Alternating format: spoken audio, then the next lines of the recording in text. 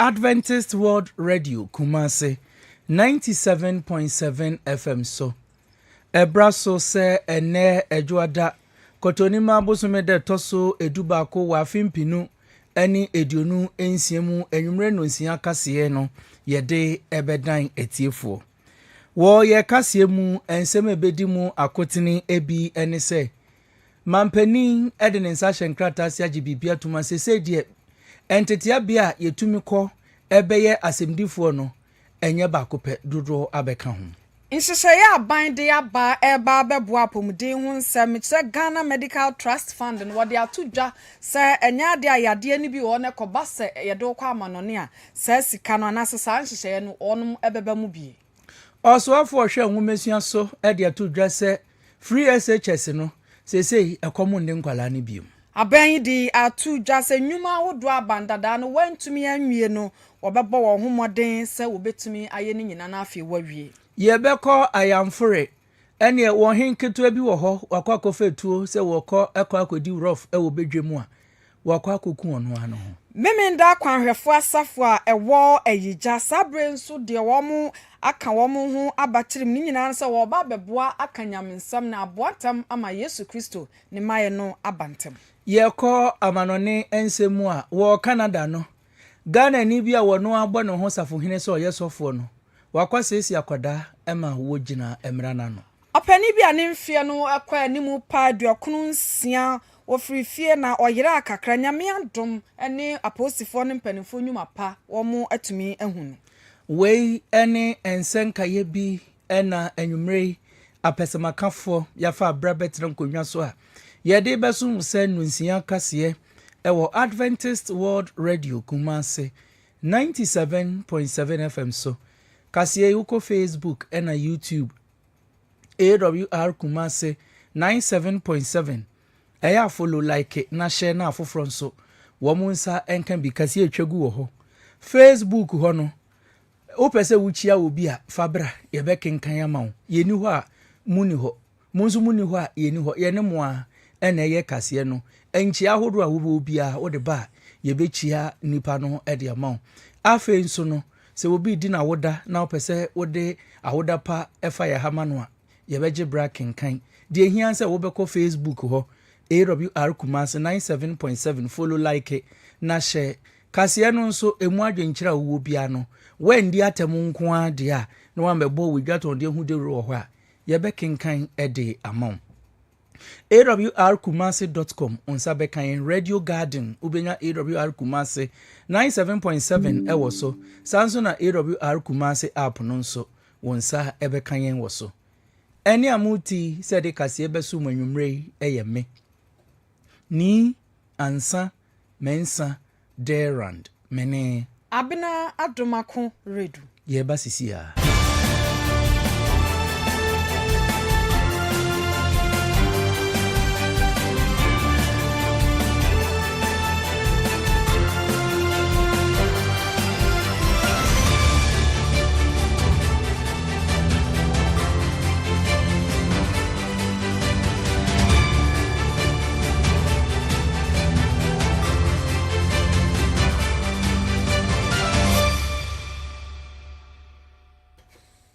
Afe yentie kaseye no enchiremu. Ghana Mampeni His Excellency John Dramani Mahama ene day edenensa ahye enkrata ahodo ase mpanifo edekoma no se wonhwe na de yato din se Legal Education Reform Bill no emfa enye dwuma eno eba beboa ama sese de ebibia ya yetete enipa ma wo mu ebeye asemdifo ewo ye court ahoduo no mu ebeye a lawyer fo ahoduo ni nina no enkoye bakope enko ha adwen na eno ena mampani ede ne nsa hyase no kyerem se enfinhye diosia ensia 66 years ni a Ghana School of Law wo mu nko a ena tumi etete nkofo ema wo mu beye mranimfo anasa temuafo wo oman mu na sesei ya wode ne nsa ahye enkrata ase ne de na kyese sesei no enya wo mu nko a suapon ahodo a yagye atum se won so wo mu tete mranimfo ena afei atemuafo eyeye no wo mu so wo ho kwan sesei wodi odwumadie saa na boa ama Ghana no yenya emranimfo dodo no a ama womo aba bedi dwuma na afe nso no yenya atemuafo a womo nso ebedoso ne dudum se de beye ensem bisi a enkoba se yetena so a beye afe ne akire na yentumi enhu ne pomasi bre mampani Mahama ede ne nsa ehye nkrata ase no ode asem kakra etu edwa regulate legal education and ensure the highest standards in terms of legal education, but also to open up the space, for more opportunity for legal education in Ghana. This particular act has been one that many aspiring lawyers have been looking up to, so it's been signed. Mampeni anusi ye ena bante muafo peni onimonyamfo Dominic Ayini ede atudwa kyerem se mampeni de ne nsa hye kratase ne de enya de wo mokoda wo ho nkura animanim ya wo behwe ama dwumadie no atumi ahyase ono nso ensem wei enode etu yenim.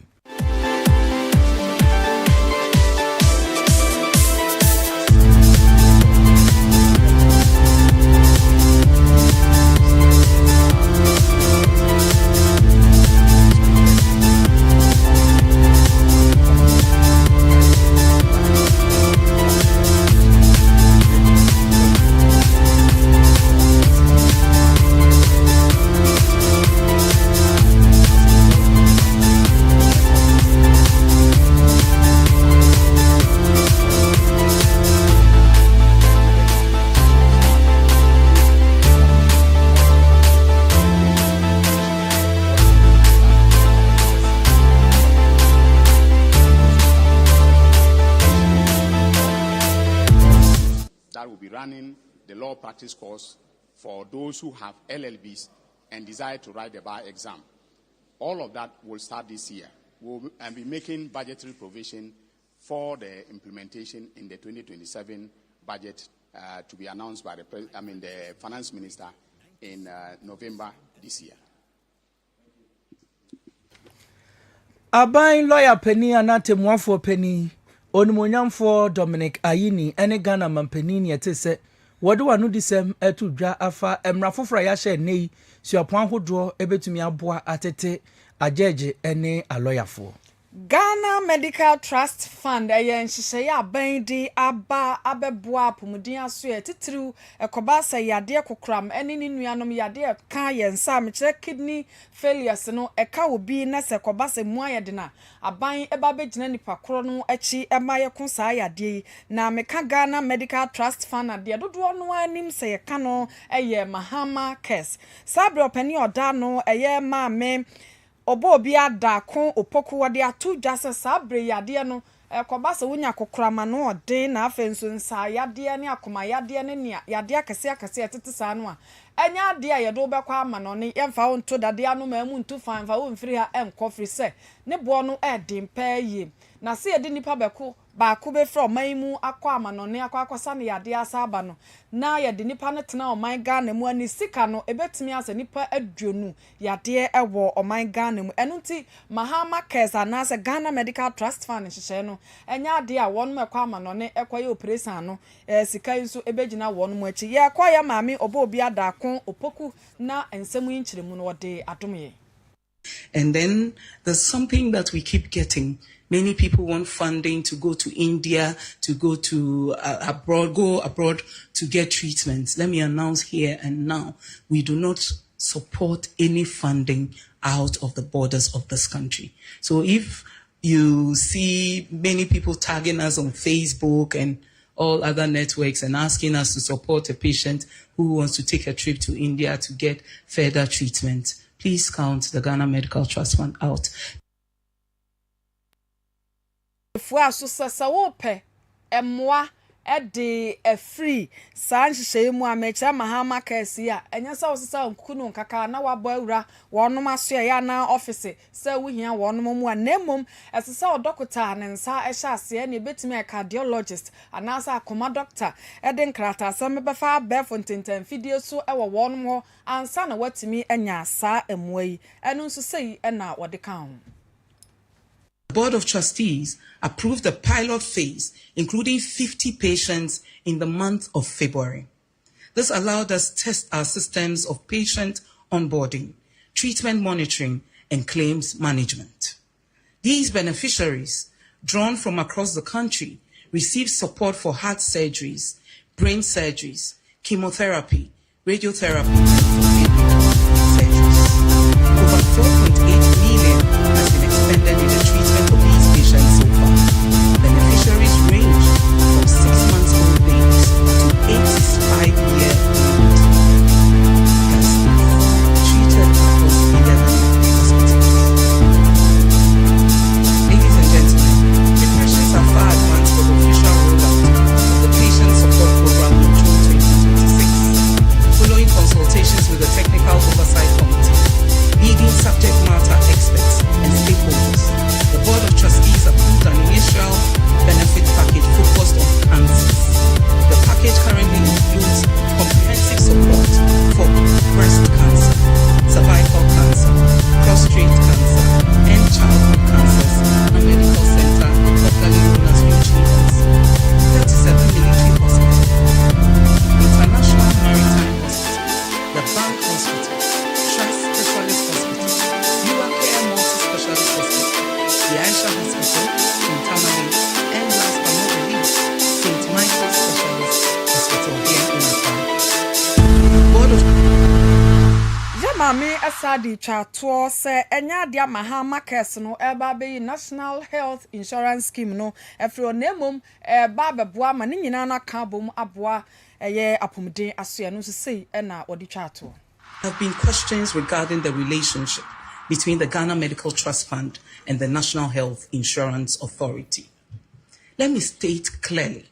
that the Ghana Medical Trust Fund complements and does not duplicate the work of the National Health Insurance. Our national healthcare financing architecture can best be understood as a 3-tier pyramid. At the base of free primary healthcare,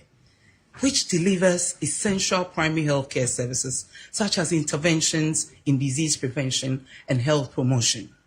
At the middle sits the National Health Insurance Authority, which covers broad outpatient and inpatient healthcare needs. At the apex is the Ghana Medical Trust Fund, which focuses on specialized tertiary level care and supports patients where the National Health Insurance Scheme coverage is limited or unavailable. Secondly, while the National Health Insurance Authority is principally a health financing institution offering financial risk protection, the Ghana Medical Trust Fund, by contrast, has a broader specialist mandate under Act 1144, covering patient support, infrastructure and equipment investment, specialist training, and medical research.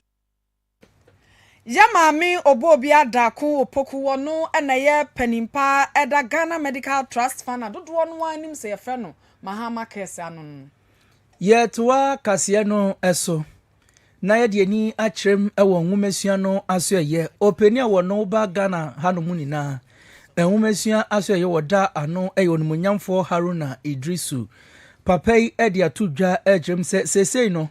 aba transe akwakoye empese mu pa transe hu se ade ebeboa no eyese free SHS no wo mu eden sakraye kakra ebeba ho no mu ebeboa ama enkwada no wo mu adesua etumi egina api wori nsem kotudwa wabra National Teaching Council wo mu ekohia ye ewo tamale emmonten so wetifido mantem no wo kyerem se pa no aban ehwe se eniema miensa ena odi nani eba besi so na boa ama free SHS no etumi egina brane eniema miensa no di kan pa se wo mbenya suku adan hodro de kan opoto kasem se infrastructure no wo se wo bomodin se wo betumi aboa na bibia akọ enkan afei financing and feeding na chese sika wo mu de bebo suku ntoaso de no ho bra na nkwada no wo munye aduani edie na de atwa to nso no quality assurance nkwada no enye se dudu ewura ne mom ebe ye ketewese wo mu ebe wura mu ni na be ye nkwada wo mbeba abonten no ene na wo mu kita nkunimdie franka e kyerɛ sampa akwadai wa konto aso suku aba enye wo mu ebetena TikTok ene de aka wo mu bechim wo mu pa sekramani na mabu a wode pato ene ebekɔ osoro ahimam no da bi we die wo pese wo tete nkwada a wo mu ba abonti obi ebehu sampa enkwadai wo mu afa SHS ni mu a bibia atumi akɔnka wode atodwa sɛ nsakyerɛ kɛseɛ ena eba yenkotie ensɛm a onumonyamfo Haruna Idrisu editu dwane bi. We promise in the manifesto of the NDC,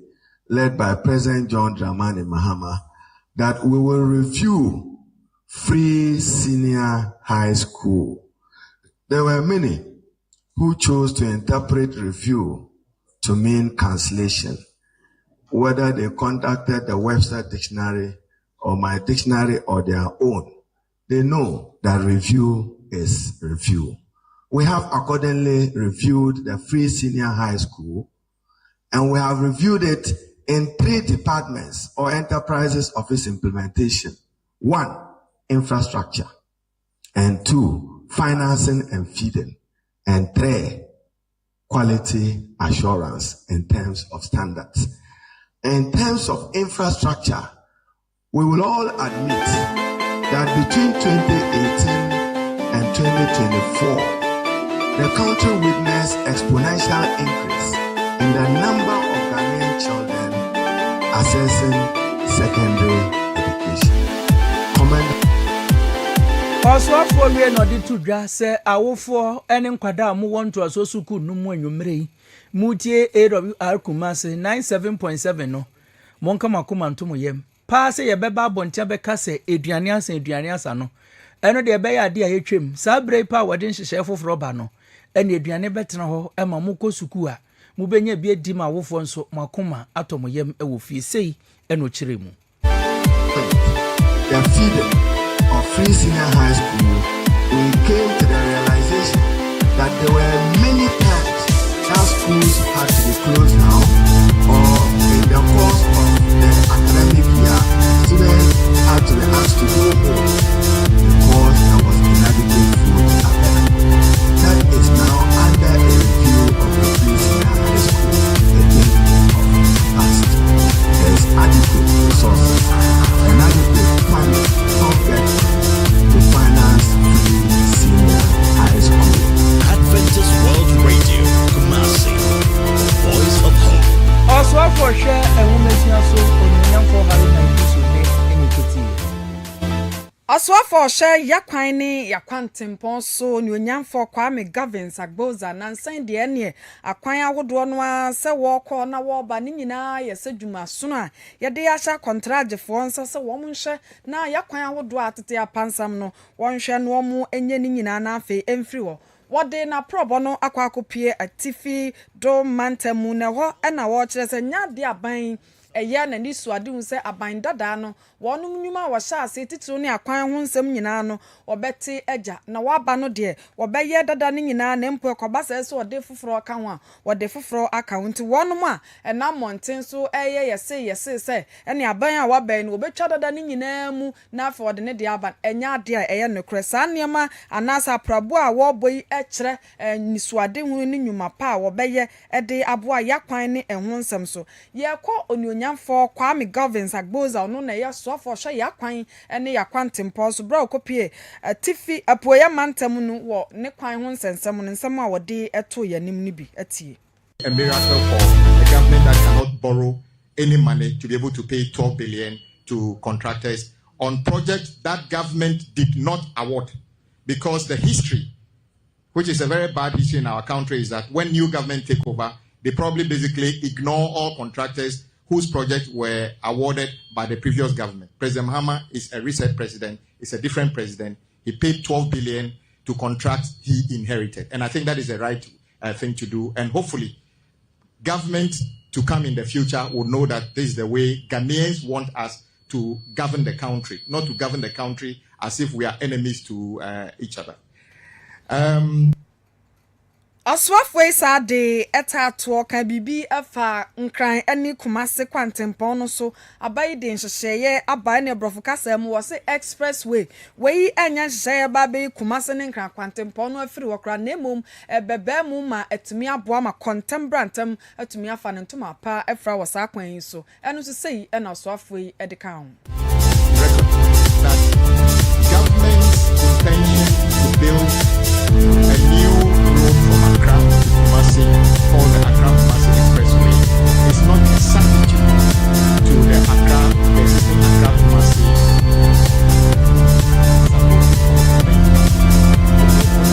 Be afraid of the fact that because we are doing Awr Kumasi Expressway, it means this road is no longer the government priority. It's supposed to be complementary. So, for instance, this is an existing road. By the ECOWAS convention that we have signed up to, we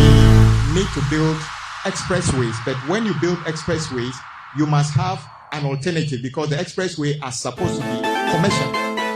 So, if somebody wants to drive from Accra to Kumasi on the expressway and pay $10, $50, whatever the cost may be,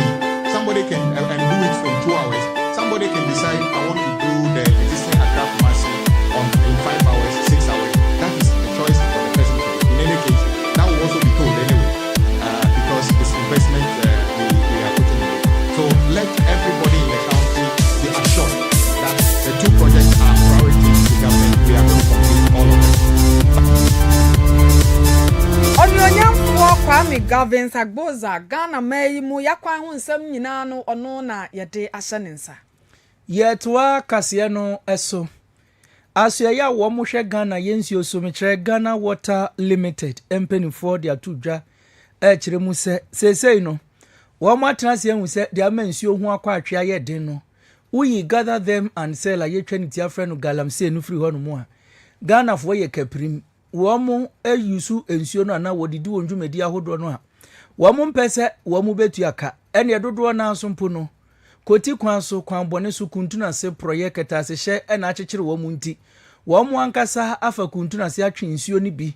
ede akọ womu njuma ni womu fi ahodo mu a enam so emachese unhu ene wedi ekire akọ sika ede ka twitwiri die ena ababegu womu etiri so na eno ena openia ni die de Adam Mutawakilu wo ye penia wada Ghana Water Limited ano ede atudwa ekyem se obepie mu ewo enkran pumpuni mantam no enkoa emu a enipa makomakwa hasen di okron 390 ena wo mu aye illegal connection ni bi na chese wo mu yusu nsuo no na wodi nsuo edi dwumedi ahodo bia ewo ho no mu a enya de wo mu ti aka wo kire mu a enam so ema Ghana Water Company ebo no homodin se wobedi wo machi no enipa hasen di okrin wo mu nko asika Ghana Water Company etumi agye free wo mu ho no eye opepe miensa 3 million Ghana cedis na je se wo mu abo aban no ene oman no eka achepa yie na no ena openi Adam Mutawakilu ede atudwa ekire mu se wo a wodi nsuo ka ayenumanimu ya no wankwankotu ane de womu dia so twe kese ebebro ensem odi tudwa no sei eno chirim. So far they've made significant progress. We've identified about over 375 customers who have done illegal connection only in Accra. From August to date, over 375. As at last week Friday, it was 397. But as we go, every day they are developing. And they bring their report every Friday. The same as the report. How many we have identified? And with the help of national security, we are doing well. We have their health officers who are down giving us some hints. And when we follow up, they are ready to. So I want to thank the national security for the good collaboration between Ghana Water and the resources. And we are grateful for the total support. Openi ewiye ena wode atudwa ekire mu sesei pa no emfidie no oba sante mantem nsuo ne ho bekwa atwe sanse barikese no ene anwen ne se enkofo efinku akwa kogu mu na nyasem keto galamsefo enso asensan so na won kran pumpuni mantem nso no ukopiem ewo bebi a wo mu mfidi ahodo ewo tese prampram bechele na afenya eho ni na no enya de a ukọ a wo mu benya nsuo no biesanse emfidie no eho akwatwe esan ye bra ye bo nti wo Kumasi ene ne mpotam na wunsuo mba ka hu se ye nuanom galamsefo ene wo mu awie nsuo a wo mu entu aka no wo mu adawroma ene ye bre eno nso Adam Mutawakilu edensem kakra tu dwafa ho. And realize that the three lines from Pong to Temabufa is where they have an issue. Because when we take the original land in water, there are two regions that we have very high, Tema and Accra West. So investigation was done, and we realized that the main transmission line,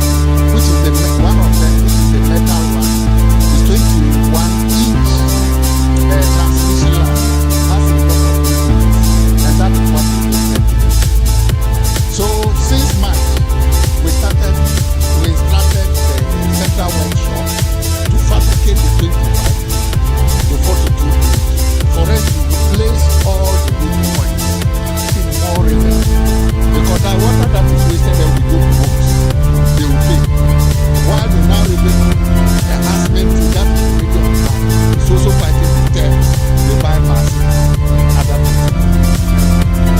Ekwa wa mwasha Ghana ensuo so Ghana Water Limited wo mu pani Adam Mutawakilu ene yetie nini. Value for Money Office Act sabre de Ghana ban ya mampani John Dramani Mahama wode ne tredua so ama sabre de ababe ye emran ne de yada na sa Value for Money Act ba bebo anwuma hudrom titiriw ya kwa homasika ya cheche ede ama nkrankra ni nwumaku awodo no se wonfa mo Ghana ho bra no ye de sa office esi wo ama wa behwehwe won dwumadie mo paye ama esika bi edrum bi ya na fa sabe nkrofo bi nsase no wonum ba behwe dwumadie aban ehwe animu asa afia ye besim no mekire afi impimionu ni aduonu nson opepon dano ankasa na so opepon bosome no ana dwumadie yi ebehye ase ne nyina yese wo ba beboa amasika sam aduru ba bia na ye basa na afa binum sase no akọ efom ye kọ Ghana yesa na hene osoafo keselato forcing wo na afa waboya amane wo sase mi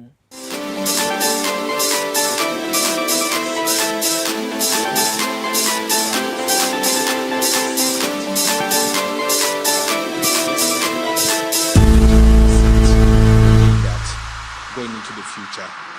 the Republic of Ghana, the government of Ghana will curtail public sector expenditure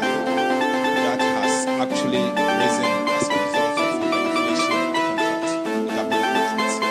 What we seek to do going into the future will be that we will set up the office and all single source procurement will have to go through the Office for Value for Money. In the past, the legal division of the Ministry of Finance has been the one that conducts Value for Money office. They did not have the requisite skills and ability to deal with Value for Money. And so what we've done is to properly institutionalize the Value for Money office.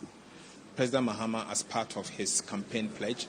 promised to establish the Value for Money office, and today he has graciously assented to it following. Oh my Ghana, sana hene odi onyamfo KSL ato force na sabra ye kase yaje atum se ye Value for Money no ababe ye mara ewo oman Ghana mu ye de ani ekirem ewo asante mantam yimu enipa makomako ensia wo mu ho akadwam wo ye kase ahodo ebetwa mu emre bi abesen ko ne de betu mu anim se empanifo ye nhyehyeye se wo mu de ye efia ye de begum dustbin akese akosi otumfo runabout kejetia ena edum ema bi mukura ka se esi wo mu so to anim enti wompene ema ye fia ye mfa megum yenje ngu abonten na eno ena Ebeneza atakura eni nipa makomako enuma wosusu se Ebeneza no wono na ye no ho de ye nananom kan gangalia ne brofo papa na gang leader ene de wo mokotu nwura ahodo ediegu kejetia montene so ekiremu a wo mu nsuro bia ene wo mo san kura boda de luma nwum ye nti obi akura ka ho a de ekoso bia na emfa wo mo ho eno ena mpanifo se hwe or my way emra wom ne titru eni Kumasi emra wa hanom yenja mo ema de mo pɛ no mo amuntumi enye enam so ema nipa maako ensian yi de empenifo aso wo mo epanchi Ghana esikai empemba ko ne ahanu 1200 Ghana cedis eni sika yɛde ato obia ti so se wontua na no na mpenifo de ato dwa se wo mo entua de a wa wenya 1200 ne ntua no nefu amaako edu wo bekwa akɔtwiri mu ɛwɔ abankuku mu na wofiri mu fi a odi ayadisuade na wonua no mu aka nso no etumi esuade e de efimisan se efin wo hoi enya de pa yesi cleanliness is next to godliness na se wo a wo gi wo hudi se wo ye kristoni no ahosiesie ni ahote de e wo se wudi mu ntintimman na mame anidin ede Henrietta Efia Kunedu Aboagye wono na Kumasi Metropolitan Assembly no woye kasamafo edema wo mu ede atudwachem se eye no kre eni pensia no wo mu ho akadwem yentie mame Henrietta ne nsema wode atudwa. Today at about 5:30 a.m., the task force of the Metro Gas of KMA was able to arrest 6 people who have been throwing refuse into the Tunko runabout. And this morning we laid ambush and we were able to arrest 6 people with heaps of refuse and throwing them into the Tunko runabout. There were 6 female, 3 females, and then 3 males. The person of Atajem 55, Nemuna Ishao 24, Marco Veronica 31. Mariama Idris to 64, Pedro Amos to 37, and Ebenezer Atakra 25. The court presided over by Her Worship Deborah Jowadon of Prempa Assembly Hall Court 2 found them guilty, as they themselves also pleaded guilty to the charges. And they were found with a penalty unit of 100, and each penalty unit is 12 cedis. So of the 6, 5 people have been able to pay the 100 penalty unit. One person, Ebenezer Atakra, has since not been able to provide a 100 penalty unit fine, and so he is supposed to go in for 10 days in prison. And so we want the whole metropolis and the people to know that it is not advisable to distribute or throw your refuse away indiscriminately. You are supposed to put them in a designated point. And then we also urge the public that should they find anybody engaging in such acts, you can take a video recording or a picture of the person and send it to Kumasi Metropolitan Assembly, and we will follow it through so that we'll be able to arrest and then prosecute the person as the law states. Mami Henrietta Efia Kunedu Aboagye a woye kasama former Kumasi Metropolitan Assembly no dia tudwa ni pensia wo mo akire wo mo san de futu akose wo bi tutu nwura gu basa yenyi wo mo asutiri wo mbe kire nipa no abone ka na akotwira bankuku ye free Kumasi kropon mu de ani akire mu ewo ayija memenda kwanhwefo asafa wono mu wa ayija sabre de wono mu so ani abre se krodom ni nyina no ye Yesu Kristo ne maye toso mienu ho na wono mu so agina so obebo ho da wuro te sade memenda kwanhwefo nyum bi kire se mo matro bento ne so na mo nhyen Yesu wo san ababio eno nti ayija asafo ma no wono mu so fo nyina no sabre de wo mate agumontene so a wono mu emaachie na edin ada so ne so wo mu nyina de ne ba ko bepai mu aka se Yesu Kristo encha obeba biom eno nti yansa kira ya adwen ne yentwen ye ho emfiri sabinwuma moni nyina eho osofo Emmanuel Apia Kubi dwumadie mu no wode ensam bi atudwa yenkwana yenkoti ene eye homeda konfran na me hira so ate ho na me de kam obia happy Sabbath na mama me no nyina so happy Mother's Day na ade nti ene hu yese ye nyina be kwa abonten no enche Yesu beba na yempese ebeye yenko a yenkrasem ewiase nyina nkrasem nti epese wiase nyina ehu ise a free sabre yakuzi 2027 no imsa safono nyina gina yi ba ko se one voice epese afoforo nyina ete rade nkan Yesu maye na ben pa enema nyina edi adanse Matthew 24 no nema wo nyina no e ba wo hare so sa e kire se Yesu ba enti yempese be pese minkuminya epese wiase nyina ya dofo nom obia ensaka enkrasem enu nti ne ye wo placards ahodo usahodo pamphlets ahodo trust ahodo ai de komema afoforo nyina wo ye ntem ha Jumadie yi mu mabro no nso wonom so de wansam no wani so ade hunu ne bo obetimi aboa nso atudwa eje SYL Kingsford Adeche Mate wono ene da mabunu ya no ewo ayija Jumadie mabunu ne wo mo ye nso opani de atudwa. Okay, within the SYL Kingsford Adeche Mate district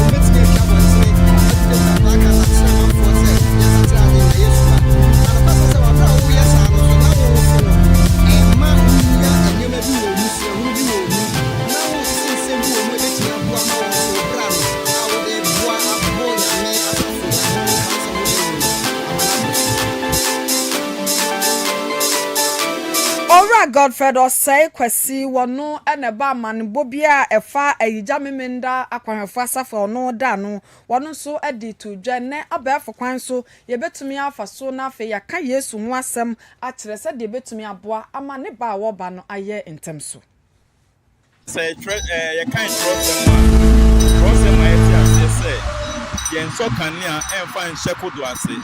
ne mom ye so kanea ye de sikane ndua so na financial man say sa pepe na sa for no so you dey etie asafo no kwan kransem a e try no ye to me fan nhye dem e wo say ye yipi e me wi ase nyina no et ewu so luckily there has been advancement when it comes to communication as far as the church is concerned. There were television stations, there were AWR, but don't forget that we have channels of communication and not been a year. Say yeah, problem. Say yeah, papa, chesima,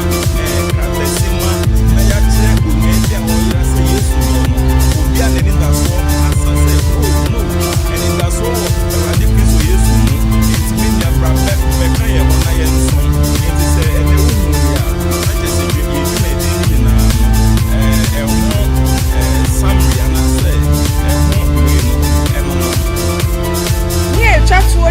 Awr Godfred Osei kwesi yakọ ayija memenda kwanhefo asafo wono na amanebo nyina no woda ano ye free asante mantam mu ede ani akyerem ewo mfimfin mantam no emu nana kwabena okere wono ye mrantie hene owo ayamfore ene na watwe na wieye no wo mu ye yie kase ewo ho na anumu ena nanatamu AK47 ti abofre pew ibi ekopi ase ene ne batakaria na wa hye se tie nie kokko ene tuntum a kire sampa eni braba ema wo mu ewura eyiyomu na wukopiem ewo ayamfre a eno ewo etifidu denkyira eye na toye FM na enumu ena nanakopie eyi na se no eno se hwe me metumi di tuo edia me ena me what you do sana etu aboba no enye de edidi rough ni bia de ehyem no ekum nipa ema ne yeye ene asa agrasampa na naje mudima ya o abo no anu ho a wonsom wode na kopie mu ewo ayamfore Pentecost ayaresabe ewo ho no mo asa agro asampa yenkwati anana ejemu a wato anananom ewo ensiedo enam so ema posifo wo mo ayamfore ede atodo akirem se no kre etuo na ekura nanano a wono anana odi display ana odi di agro etoto a enende ebi ka ono ankasa we obi nkase wato eduboni na ebi aka nano nemum wodi etuo ni di agro we yi ase na ene ebi ato aka ono ankasa nei wato anananom ewo ensiedo posifo de atodwa se nana kwabena okere wo ye mrante hene ewa yamfuri ni wuo no enya de wo mbegya ne trasa wo bedi akire na se bibi wo mu a wo de aba abonten ni na kire so bia wo kwan obefa so obefri asase su nana di tuo kodi agore ne se woto ye ku onu ankasa ayawre hosem ewa yamfre yede ani hremu ewo fra mantamu na ye koketa abato mpesua so onyonyamfo jujoli gakpe wono ana ye mrahye bedwani ewo ho pani ne ra ho pa ye efri se ne mpesua so wonom bonus bo sesika aban de amano sanka won fa mebo mpesua no so eho bra no opani wa fa kwete kwan bi so de sikan awasasa bi ni sremu na ne maame aye mpa wo ye na sika ne bi ene wotabriye de koye aye no nyina na asame opani tiye eja opani no areho pa se nipa bi atenase na wabo wo nsremu na waka arehosam etesa afenso osadefo aso nipa bi ekeka se ye abefo agopra maso aye friend astrotef no ebra opani Sylvester Mensa eye no no nanya de awofo aso wo se enye no kreda wono wo obi a ogina ema asumdwe ntise obi frudua pa eya ade a obepia no wosra asumdwe nyina se beba ne mpotam wone ne mpasua no so na tumi aboa ama wonum atimi ako wanim ewo mputunwuma mu wode nsem bi to da na emom eye anwura kasem ye bekọ na yakuti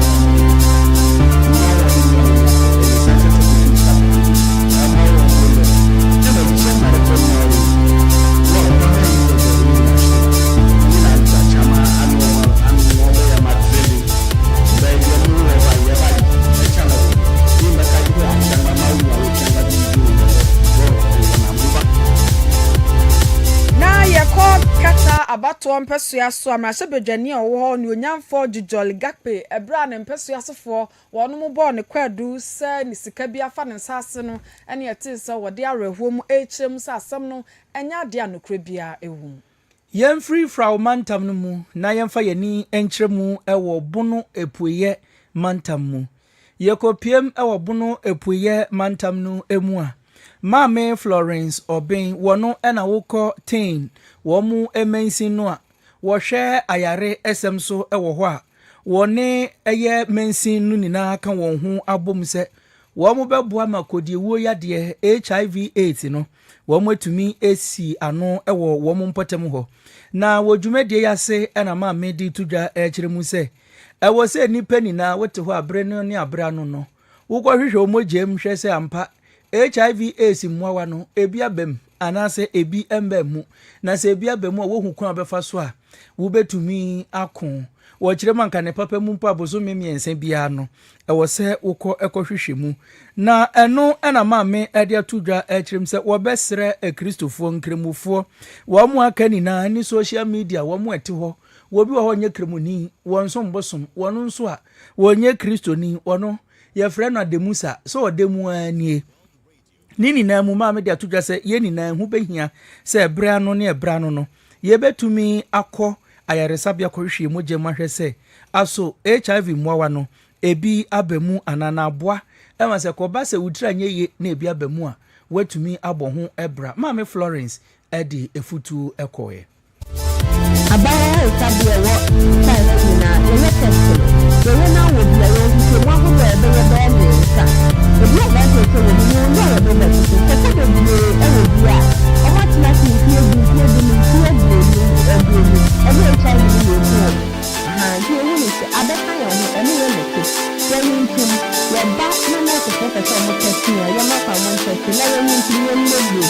ye be se na fa ma so for yo e se da obi ba Ese ya bisa mimi na chef kwa ka ebi ya bo ni ko ka ni na wo ho but wa wa ba ye ni ke ye HIV no ka ye honamu die ye medical na ka bo mo de abaya sabi ewo kai ha ni na ye test no ye na wo bia ye hwehwe mu ahodo ebe ye ba ni nsa odi advance se wo bi ye no ye do betu ko ko de bie e wo bia o ma tina fi mfie du mfie du ebe HIV ni me ko adia ba ko a ema HIV hu nsem ne ka no eya na ye kana eye ehuro ɛne sɛ deɛ nipa bi mu bɛsi atwetwe wo si enya te sɛ HIV ɛmoa hɔ ebi aba wo mogya mu a ɛnam so ɛmo de ato dwa ɛkyerɛ mu sɛ wɔn mo ɛtae ɛda saa suban ne di sɛ obi anya HIV mmoawa ne bi abusua koraa ne apam no afi mu ɛneɛ bonsu a wɔbɛnum mu no ɛnya de obi abɛnum mu da onya akɔfa atiri yi bi sɛ wɔde ɛkɔ akɔdidi a obi ahu ya wɔbɛto atwene ɛnkyɛnse a wɔdididi mpo deɛ ɛneɛ na agye takora ɔde ato dwa sɛ yɛyɛ saa ɛmboa ɛwɔ sɛ yɛgya ihuro sɛdeɛ ɛbɛyɛ wɔn mu anya yadeɛ no bi no wɔn bɛpɛ mu aka na ne hwɛ nso ayɛ ɛfo ɔbɛtumi ma wɔn sɛ dɔɔso edumma bi a sɛ nipa no ba wɔsɛ agye sɛ mene mɛsɔfo kɔka ebie yɛ duabo emi sɛ saa nneɛma no nyinaa wɔ hɔ but once a waba a yɛ abaya ɛsabeɛ wɔ tae ha nyinaa yɛyɛ test no yɛyɛ na wɔ bia yɛwɔ hwehwɛmu ahodoɔ a ɛbɛyɛ bɛyɛ mmiɛnsa ebi adanse foɔ no a ebi a mete nipa sɛ bɛbɔ kuro bi akwansideɛ no deɛ ɛdɔɔso edumma bi a sɛdeɛ ebi badie mu no yɛtwerɛ wo din ne adeade yɛtumi gye wo telephone number ɛnam sɛ nipa no mpɛ sɛ ɔbɛbɛ bi no ɔbɛtumi ma wo wrong telephone number anadeɛ na ebi a mete nipa sɛ bɛbɔ kuro bi na ebi a mete nipa sɛ bɛbɔ kuro bi adi mete baabi sɛ nso na ɛnyɛ hɔ nɔte nti yɛtumi kora tu anamɔn wobɛkɔ hɔ deɛ sɛ yɛnim nipa no ne yɛ haw na ebi baabi a yɛakadeɛ no ebi wɔ hɔ a na sɛ baako ni hɔ koraa yɛtumi ne afoforɔ di nkitaho nyɛ bi nti yɛ biggest challenge paa ɛyɛ sɛ nkɔfoɔ gye atom na ɔmo anom aduro no ama yɛ ɛno paa ne ade a ɛsoma yɛ ɛna sɛ nka yɛbɛnya mmoa kakra na yɛtumi ama yɛtumi abɔ ntoa yɛtumi afiri outside the hospital so no yɛbɛfiri yɛgyewa Susanna mefiri Sodia New leader and I'm a representative and their program for HIV AIDS. HIV AIDS a yare titra and ye abet nam tempi degree. But first no, let me slow. Say you want to so be cry, any one say ye ben. And so and that day a mama who say HIV AIDS a yare a wayan chain the name so. Say obedient dear, any one say ye in church. A mama who say Bra will be in a big run was a yotchany den ye. Na ye buano said they will be to me hospital, brain ya brain na Ajia grew anum. Nothing so. But dear groups are whole a community are your woman, district are your woman. I was say ye boa. Manya signing the ye. Adventist World Radio, Kumasi, the voice of hope. Yakobuno mantamu na ora friend Batia Sami Ula Santi wano ana ye penimpa eda Nightingale prestigious awards afenso wasa ye nurse ni ewo kolebu aban aya asabia openi din sembi atuja bra adwumakue ani hill ENT Foundation award do man finfi wonum ekwaye aye ede pensere ahodo nwoma ahodo akwacheche suku ahodo se de betimi aboa wonum ewo enwoma suamu dwumadie ase na opani ede tuja se wo besre aban ni mu panimfo edru mmebi aya na sade yebo anasefo din ene nansen opemfo bi kwa awo so a wanya ne nkwa ne ne ba no de ne asam no ebeye edeja wonum Ghana man twabo anasefo pa ma wonum etese bi akọwo mu ani wo besre se edru mmebi yenya abotre nemom akade bi wo hwa se anasefo nsa kana tumi aboa ama wabo adwuma Ghana fo ehhehwe enu nti edru mmebi ya na yensusu ntenetene yensa emfa nhwe anasefo na nneoma bi a wo hia no yemfa ma won te se empa ene nneoma ahodo na tumi aboa Yeko owura iho eye owura santi na afedwumadie no mu no ne nsam odi tudwa no ye de bi atomani. There are a lot of narratives about nurses and midwives in the country, but we believe that the nurses and midwives in this country are rendering the best of care they can. But you see, we have a gap, and this gap has to do with systemic failure, where logistics are inadequate, but nurses and midwives improvise on a daily basis. However, when an incident occurs, society is quick to judge them.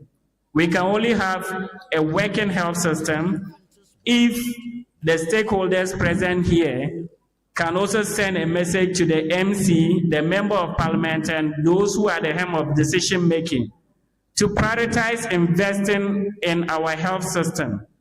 You go to a clinic and you'll be surprised to see that even single glass is not available for work. We all need to put all hands on deck and ensure that the message gets to the masses. And those who are opposition and those who are also in power, they all have a role to play.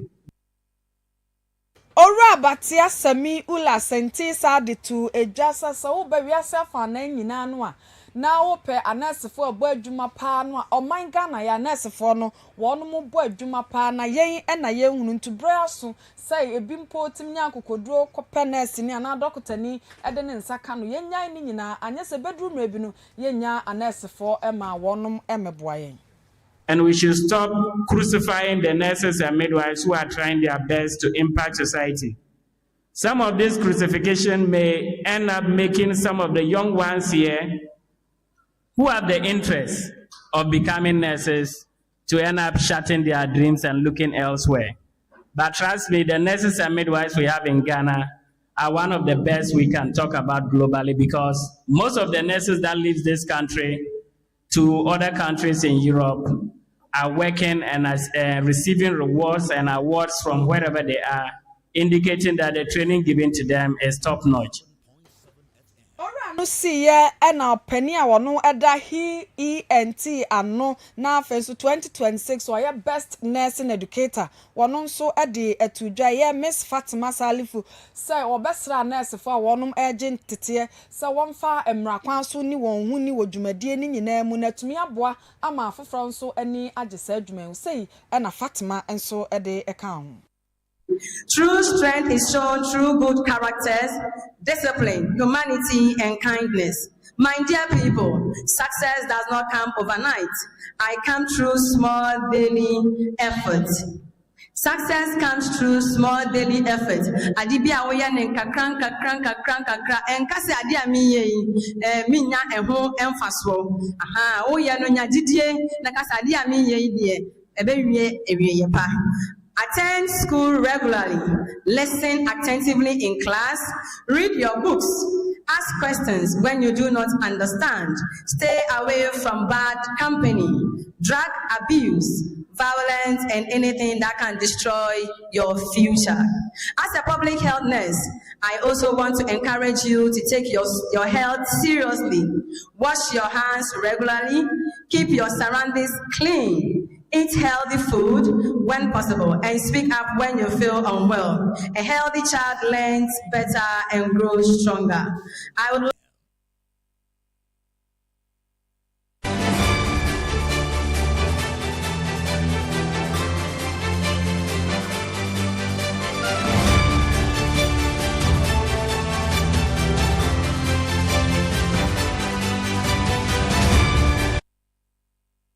Adventist World Radio, Kumasi, the voice of hope. Yako Facebook Filippo Kwabre Kasemu ede message aba wose Osunu kokroko amanyuku MPP monka muhumbom sede beya mubenya nkunimdie franka wa afimpinu ani eduonu nwotwe abatu mo wieye no enode enchia kese ekwama wono a ne ba Frempon Manson Echa Phyllis se wochiano enafe ne mame Auntie Maria wono ewo jini so Filippo yedase eya hye na ka kire wonam fofo ahodo ni na nso na wo mu nso emfa wo mu messages embra na yenkan emma emo yetoa kase ne so na yede mu akọ amanone na yekwa kopiem ewo Nigeria alata yawmanu emu. The National Drug Law Enforcement Agency Indli awomu ewo Nigeria no womu achi nipa mako miensa na nipa miensa wo kire won se womu di nuboni hu dwa no womu ni na ye nipa asebio womu di dem ama ayenkofo wonwa pa se wemu womu na mo ho asebio umfensusu womu da ne ho kura besan yo mobo mu aka se oh we di dem ma ne ba bi ntrand osone amakura hwa wo ba gi aso ha te se de yenkwala brem otumeje mpenifo ne amaso ne bi na eno ena nipa miensen papa ono ni dia di Romanus Inwabara wenye mfinshe duosia 60 years wono eka ho ebi wono kura ena edi enimu a ene wo mafa nu bone ahodo dodo no a Osman Salisu wono nso enya mfinhia no eduonu enwotwe ono nso ya branch okan na fe Kenneth Amos wono nso enya mfinhia eduonu enum na chese wo hwe emrantie mienu ene papa penin a wo maka wo ho abom se nubone de wo mbedi hu dwa ewo Nigeria man ni mu a enam so ema ne de aposifo aso wo mu epemu a wode wo mu akwakopiem na wo mu ye hwehwemu nu de ama asem no aye nwanwane se saa wo mu woni pa edidem kuo ewo ho a wo mu nina enubone hu dwa ena wo mu edie ewo Onisha police fo ede wo wani akire ho de ebekwa akosi ewo ho so obechi ni pai si wonya wonchi woni na no ye de beba bedan etifo Yeko Somalia na sabrede edomato won ho agumonten so ni nyina ye kira wo ye ate atuade akira aban sabio se de nneoma ekọ ewo Somalia ho no enya de a etwa yie kra na wonum ye nchichemu se nka ombefiri miamia aka bomu na afi wo ma ba be ye kire ne no na bambo adwuma kru no ampeno so ma nipa bi e wo baabi enko akwan se wonum ente wo ho monten so na de wo eka kire aban no won kan kire aban na dwumadi ekoso no na ne aposifo anase bambo adwuma ekuo no wonum ema etuo so epagya ye nam so aka nipa baako ato nananum wonsiedo ama ebinum so eprepre yie pa asemi beto dwa na prime minister meche former prime minister Awr Hassan Ali Kere ono so ekire se ekwan aposifo timi gya etuo edigu wonum ate won gu montene so no enya de ekire subanpa afen nso mampani eye Hassan Sheikh Mahmoud nso ekire mu se ade a ne etemamufo no ye no kwan mofa so te won gu montene so no na nye asumdwe kwan so no won pese wo betena ho ama gensemu enunti na osusu sa aposifo sa brede wonum etu sa na moyi no na mpanifo guso a wonum eye hwehwemu wa asemi mu na afen nso futu akwa ma aban se nioma wo ye betumi de asumdwe aba Somalia ho emma sa ohawi emma biemu no won fa ngu akwam na tumi aboa amatemamufo nso atena man ni mu ama wasum adwo ye toaso ne akopiem ewo Canada manu emu ene wo bi a wono wo ye Ghana ni a wakopiem ewo Canada senko obehwe makobo ne bra mekire Emmanuel Yeboa ene obo no ho mra ne se wo ye sofo broni beka se self-start pastor na cheso wono a ena ebo no ho mra ne se wo ye sofo ne ho akoka dwam ni na ne se Emmanuel wenya mfinhia no eduasa enwotwe 38 years na okopie mu o Canada wenya nkrata kire sesese otena Canada ebre bia wo pe bia yeye wo betumi abagana asa akode bia wo pe eno ena ebusua baako wo mu ene na yese ebusua damfo enya ne mugidie sende akwada wenya mfinhia edu miensa sede abrofo ye wo mu niama no wo mu de akwada ne din esie kire mu se akwada no ende de bia yima koya was yo mebefa na ko piano classes na just wo mana ko body a friend say guitar yi wa anka ma wo kwa ko bo mesremu organ anka ma wo kwa ko bo organ ni bi de aba sa wo de akwada ne nam kwan so wo mo ko wo Ontario kwan ni so no ene enye organ no nkwa na akwada no wo mane bo wo mane miamia ne amagu ne nantemu ni na eno nso akwada ni suya bo ewe ne nantem pepre na eno na sa na wo mu wia na odi akwada no akọ bebi a yeton ice cream na enkwada nu mu ye wo mu denti no na wakọ akọpe ice cream edi ama no ende tablet wato bia makwada no na wo jeje wo no temuafo wotena asem no so Robert Gatrell ejire mu se ima sheda toto ne mama akwada no a makwada no behu se ima de wodo no ene okofi ho kra na wo fom se sofu ima de ye be se wenhia wa enkanye sana ni nina no wo yi akwada ne nantem srade aso hunsa homa gro ene one akwada no edi enam so ema judge anatemuafo wotena asem no so Robert Gatrell edi atudwa se de asem na koye busuasem na echopa ne ade akoso no sede wesi asesi akwala no anhye da nkwa akire sa nansia na wo hya asienti no akwada ni mpra kese ene ebusome mako edu nwotwe 18 months ene adema Emmanuel Yeboa se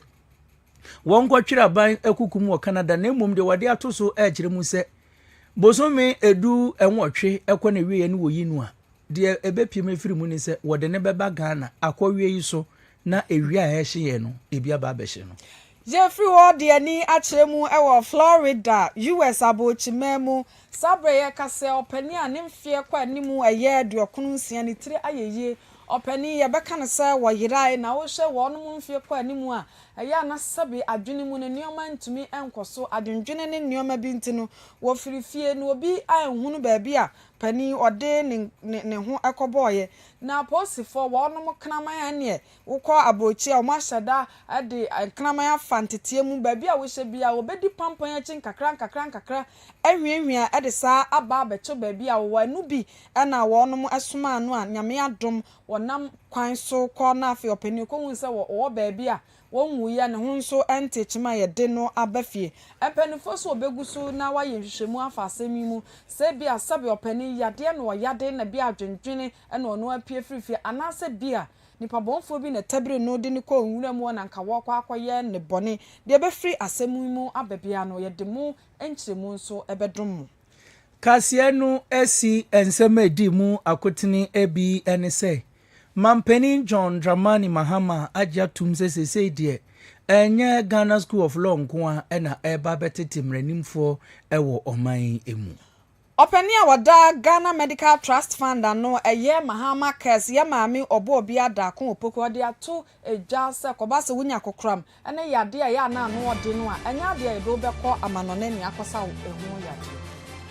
Wo ensemfufro emu nso no ye de bedan mu se osoafo wo hwe nwumesua so de atudwa sesesei into aso suku no wo mu ebehwe se de be ya ekom ende enkwala no ebio yakwan ne yakwante mponso afo ne onyamfo Kwame Governance agboza de atudwa se aben waye krado se nyuma awodo aye abandada no hyase no wonum ebewie ni nyina enipa nsia a wo mu kotu nwuragu ye ewo Kumasi Mountain so no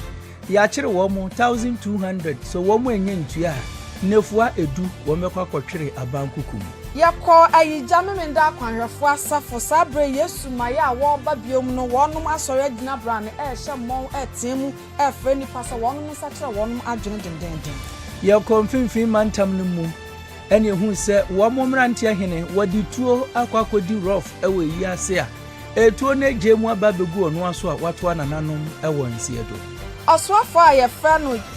Jojoli eye gape wono ye kwaketa ho no wo sabre de ne manfo abone kwadu sesika ho mfa mebo ho no bra no wode awasa ne srim opani ababonten ede mu enchiremu nyina ababesuye Ghana ni a woye sofo ewo Canada sofo yima wakwa sesi akwada wenye mfinhia edu miensa emenedie wokotwira bankukumu bosome edu enwotwe yakọ Florida United States of America nyame ya adom opani ani mfie kwa animu aduosia nwotwe anka wo yira nanso eye knama ya hyada na fantetie mu watimi hwiehwia ama ye de opani no abafie asomdwo wei ene ensenkaye bi ena enne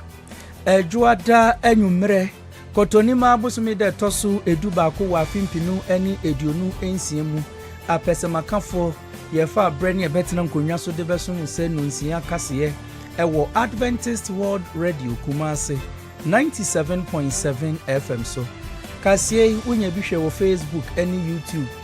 Awr Kumasi 97.7 nana ya Oliver enede ye ko ho no mo awrkumasi.com Radio Garden enafe Awr Kumasi app no nso akiula wono a ene ohwe na chinchim ho nso ede mayen de wo chinchim fidie no mfuruma ede emayen osan ya wanwade anwumre eye DJ Collins Asare Elder wono ene chinchim emayen enra Michael Ateje dodona from Makataji ne ese ye wawoda utwatwomutwo Wodo wiase Sarebia owo singing band 7 Day Adventist Church Amakum ese na wo mawoda pa ebofa mani so mahu enti ye mawoda pa etwem Nyankopon insha no nya okese enwumre ene amote ye se de kase ebeson mu no eye me ni ansa mensa deran mene abena adomako